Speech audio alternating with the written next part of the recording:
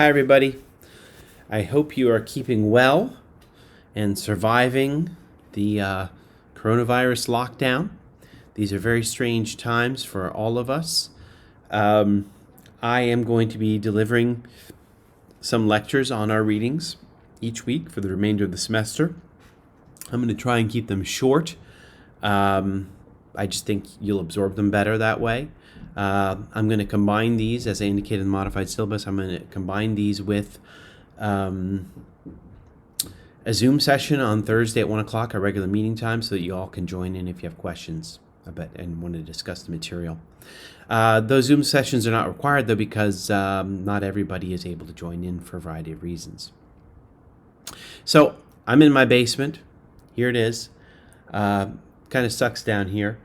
The reason I'm in my basement is because I have 4 kids upstairs and they are loud, and I need a little peace and quiet to spend some time with you. So I'm sorry for the less than ideal circumstances. Micah also banned me from going to my office there, so I'm going to have to do this wherever I can find a quiet space in the house. This might be the attic. I don't know. Maybe the garden. Maybe sometime I'll go out to the vegetable garden and we'll do the lecture there. That would be great.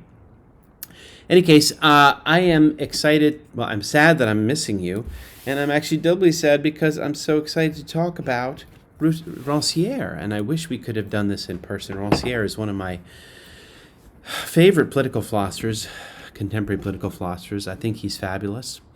I hope you'll enjoy him. And I will do my best to try and explain him to you. And if you have any questions, of course, you can email me at any point or chime in with Zoom.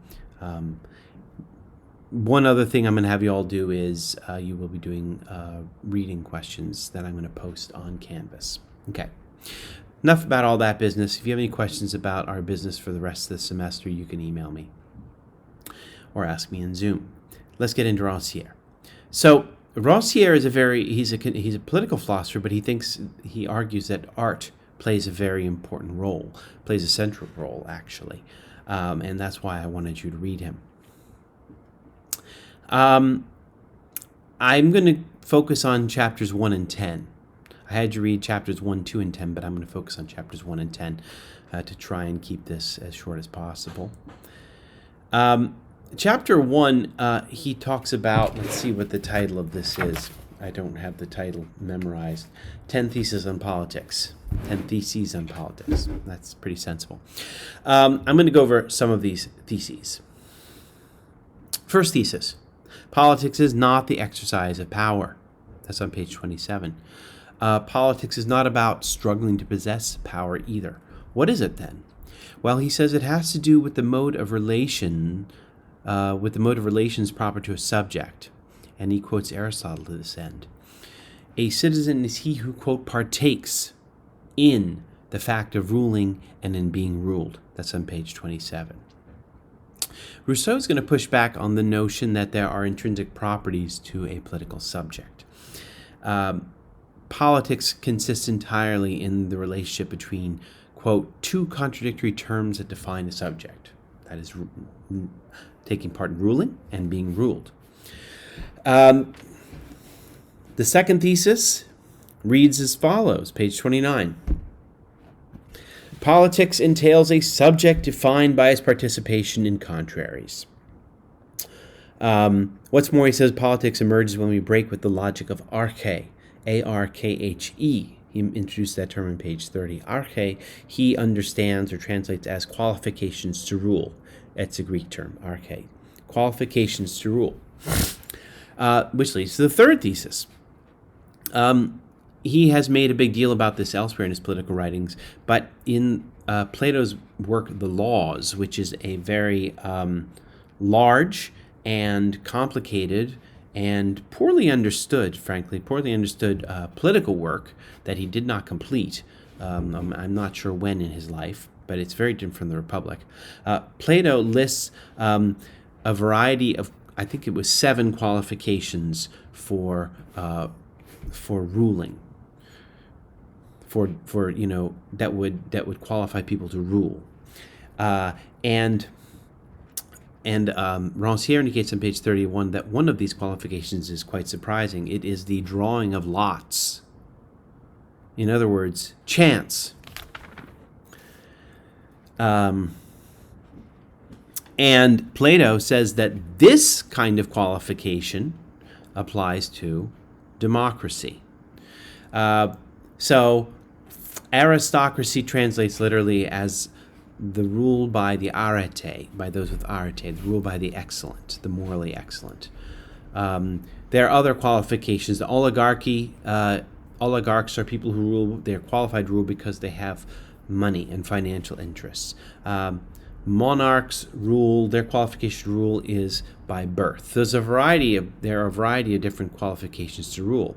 But democracy, Plato says, the qualification to rule is pure chance. Anybody can rule, even a reality TV star, even Sarah Palin. You get the picture. And Plato didn't like that. He didn't like democracy very much. He disdained it, quite frankly. Democracy is characterized by the complete absence of entitlement to govern.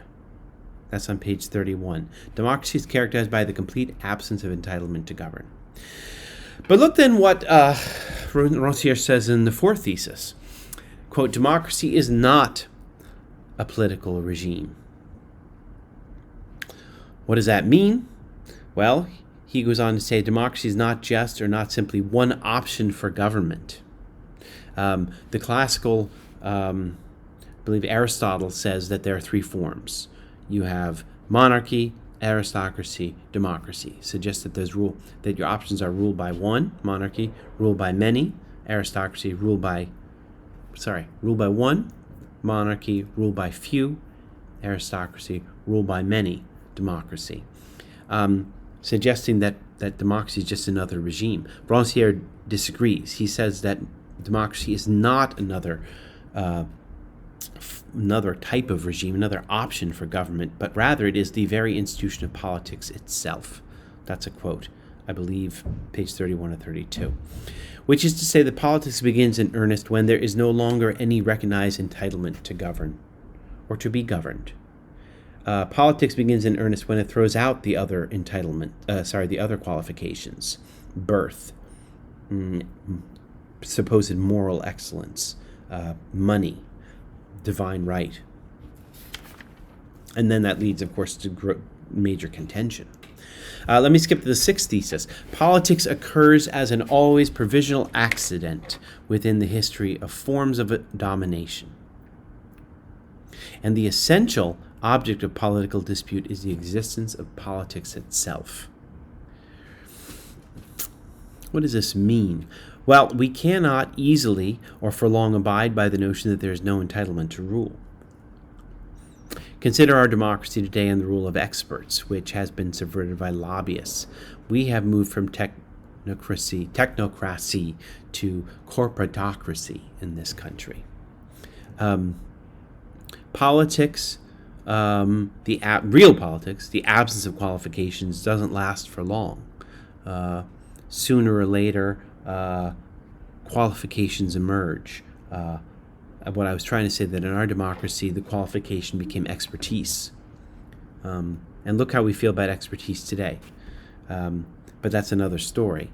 But politics is constantly fighting for its own survival, in his view, because it always grows sclerotic, or it always petrifies. It always grows hardened and gives itself over to qualifications that are perceived. It does not rest without qualifications for long, that's for sure. Thesis 7. Politics stands in opposition to police. What does he mean by this? Well, police just keep order. The essence of the police, he says, is a, quote, distribution of the sensible.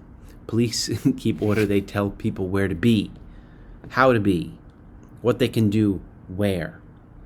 Police enforce an arrangement of society, a, quote, matching of functions, places, and ways of being in which there is no place for any void.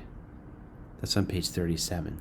Police enforce an arrangement of society, a, quote, matching of functions, places and ways of being in which there is no place for any void. Politics, there's no place for any void. Police have a place for you to be, always. They don't leave it, it's not undecided. Politics disturbs this arrangement. Real politics disturbs this arrangement, according to Ranciere, and he says that politics does so insofar as it is an intervention in the visible and the sayable. Politics disturbs the arrangement of society enforced by police, insofar as politics is an intervention in the visible and the sayable. Politics is an intervention in the visible and the sayable. That's how it disrupts this. And so you can see immediately this is an aesthetic. He understands this in terms of aesthetics. It's an aesthetic power that politics has. Let me move to the 8th thesis, and this I'm going to read. This is on page 37 in the middle.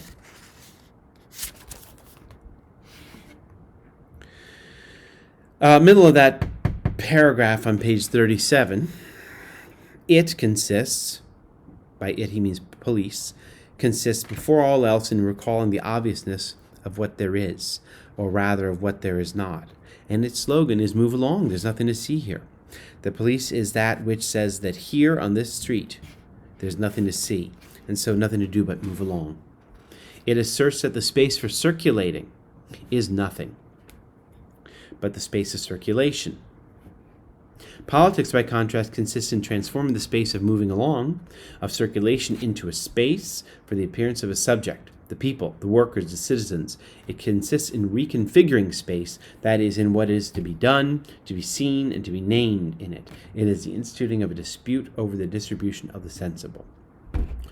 The police would say, this is where politics can happen. This is where disturbance can happen. This is where protest can happen.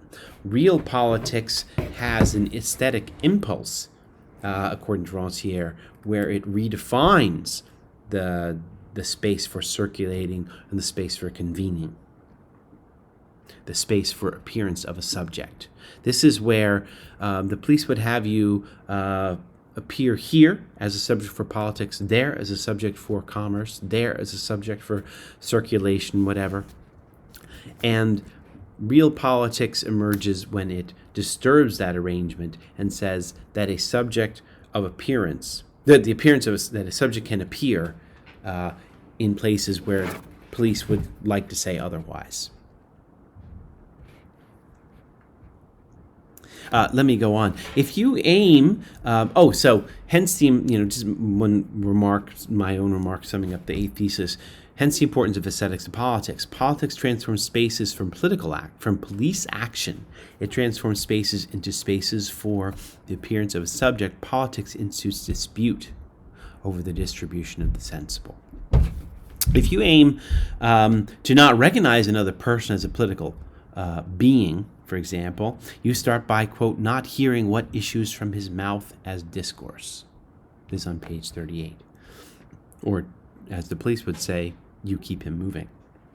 In the past, to not hear or recognize political voice of certain groups, like women and African Americans, we said they belong to domestic spaces. They belong to the private realm. The task of politics is to make their speech demonstrate a shared aesthesis. This is on page 38. To make them be seen as speaking subjects and participants in a common aesthesis, a common sensed world. It is to make what was unseen visible. Politics is to make what was unseen visible, what was merely audible, an expression of a shared feeling. To sum up, politics involves or amounts to dissensus, and hence the title of the book, Dissensus. Here's a quote on page 38. This is that top of that middle paragraph. He says, the essence of politics is dissensus. Dissensus is not a confrontation between interests or opinions. It is the demonstration of a gap in the sensible itself. Political demonstration makes visible that which had no reason to be seen. It places one world in another. For instance, the world where the factory is a public space in that where it is considered private. The world where workers speak and speak of the community speak about the community, in that where their voices are mere cries expressing pain. Okay. Places one world in another and converges with artistic practice in that respect. He specifies, by way of an example, the worker must put forward an argument that his dispute about wages is not merely a private concern, but one of public import and significance. That's on page 38, 39, mostly on page 39. How else he puts it again on page 39, relating it to a public space. He says, politics then, is that middle paragraph, has no proper place nor any natural subjects. A demonstration is political not because it occurs in a particular space and bears upon a particular object, but rather because its form is that of a clash between two partitions of the sensible. A political subject is not a group of interests or of ideas, but the operator of a particular dispositif of subjectivation and litigation through which politics comes into existence. A political demonstration is therefore always of the moment, and the subjects are always precarious. A political difference is always on the shore of its own disappearance. The people are always close to sinking into the sea of the population of the race. The proletariat is always on the verge of being confused with workers, defending their interests. That sounds private. The space of the people's public demonstration is always prone to being confused with the merchant's agora, and so on. The agora was the marketplace. So the merchant's agora, these are private concerns, these are economic concerns, right? So the proletariat is always on the verge of being confused with workers defending their interests, as if they're private and personal. The space of a people's public demonstration is always prone to being confused with the merchant's agora. These public concerns, politics is the fight to insist that these are public concerns and not merely private concerns. 10th thesis, and then I will move on. He pits dissensus against consensus. He says that consensus is the end of politics. This is one of his more jarring themes. Hang on, let me open my computer. The consensus is the end of politics. He points to or presumes an ideal of consensus, right? And honestly, this is the prevailing ideal of democracy, is that we can achieve a consensus, as if that were a good thing. When consensus appears, he suggests, politics is done. Politics is dead. Politics is not occurring. Politics is dissensus. When you have consensus, politics is dead. Why? Because, too often in consensus you can rule out or ignore those who will not fit with the consensus. On the insistence of consensus, you can ignore certain people and certain parties and certain voices. He aligns this with the notion that there is a specific place for politics. And last quote here, look what he says with this on page 43. In that middle paragraph, he says,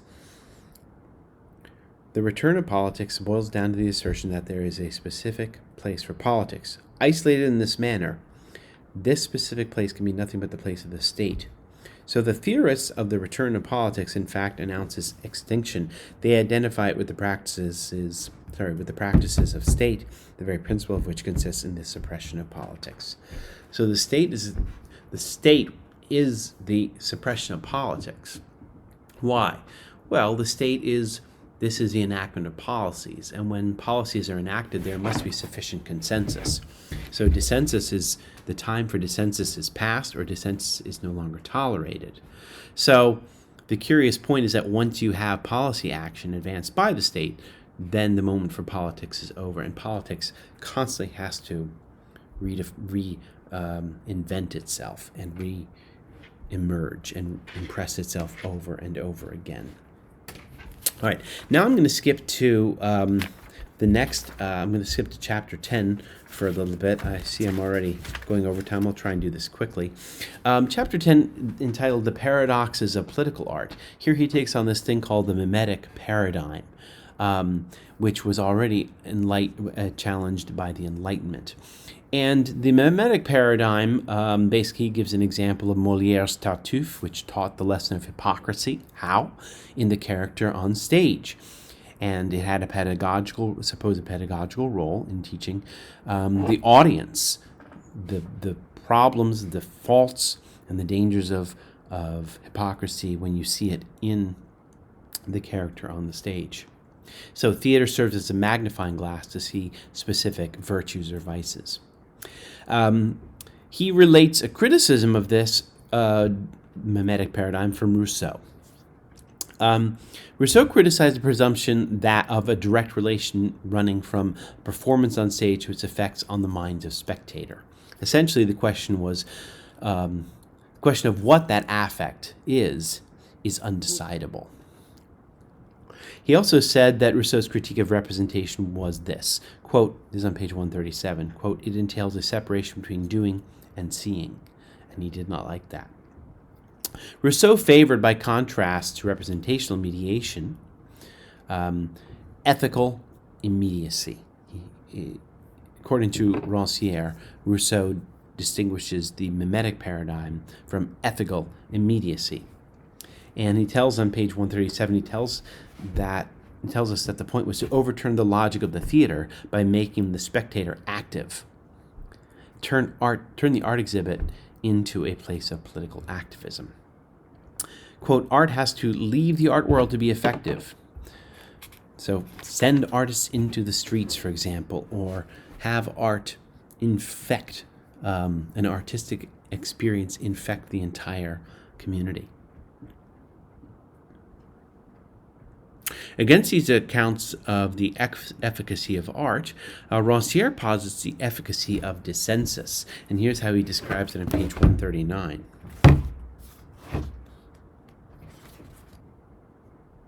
Dissensus, this is about a third of the way down the page. Dissensus is a conflict between a sensory presentation and a way of making sense of it, or between several sensory regimes and or bodies. This is the way in which dissensus can be said to reside at the heart of politics, since at bottom the latter itself consists in activity that redraws the frame within which common objects are determined.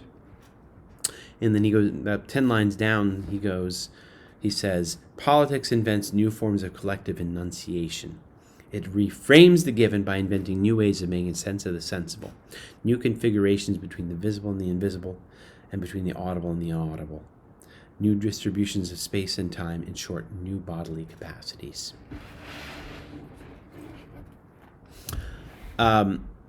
He gives the example of fiction here, and how fiction would work. And he tells us on page 141, he says that fiction reframes the real. This is the bottom of the middle paragraph. Fiction is a way of changing existing modes of sensory presentations in forms of enunciation of varying frames, scales, and rhythms, and of building new relationships between reality and appearance, the individual and the collective. He calls this the aesthetics of politics. It consists in the framing of a we. That's what fiction does. That's what art does. A we which is expanded to include the anonymous.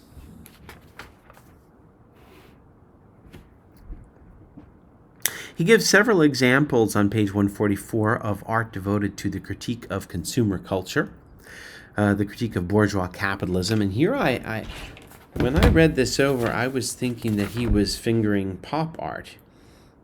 He tells us in the middle of 144, that's how he describes it. Today, indeed, much art continues to assert not only its will, but its ability to denounce the reign of the commodity, its iconic ideals and putrid excrement, calls for the need to struggle against society of the spectacle, develop practices of détournement, continue to come from all quarters, and they do so by invoking the same standard repertoire of denunciatory techniques. Parodies of promotional films, reprocessed disco sounds, advertising icons or media stars modeled in wax figures, Disney animals turned into polymorphous perverts, I have no idea what he's talking about. Montages of vernacular photographs depicting standardized petty bourgeois living rooms. So in other words, maybe this is not pop art, but all of these extreme characterizations of commodity culture that are so excessive.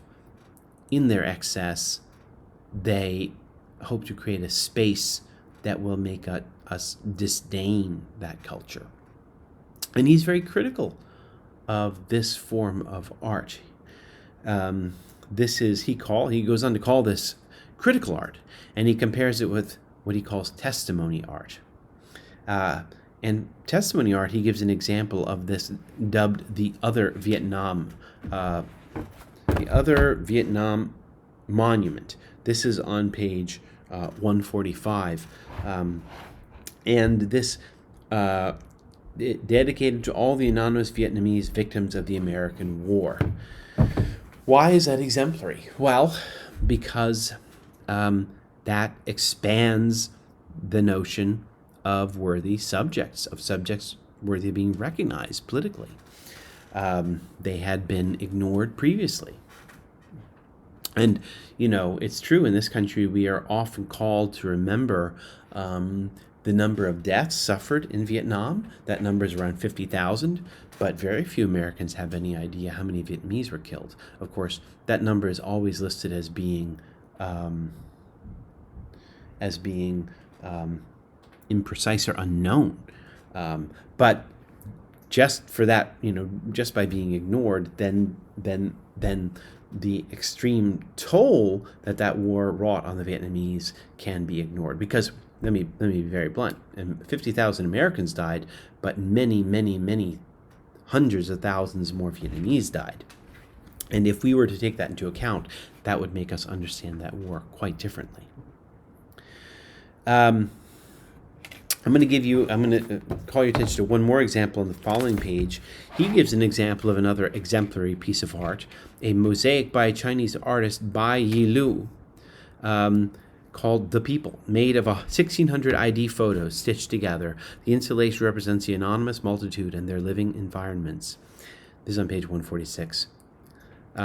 Made of 1,600 ID photos stitched together, the installation represents the anonymous multitude and their living environments, as an attempt, in the artist's words, to point to the delicate threads uniting families and communities. The work is presented then as the anticipated reality of what it evokes. Art is supposed to unite people together in a way. Art is supposed to unite people in a way that is comparable with the practices of stitching photos together, a method that Yilu first developed while working as an employee in a photo studio. The photograph tends simultaneously to become a sculpture that already makes present what it is about.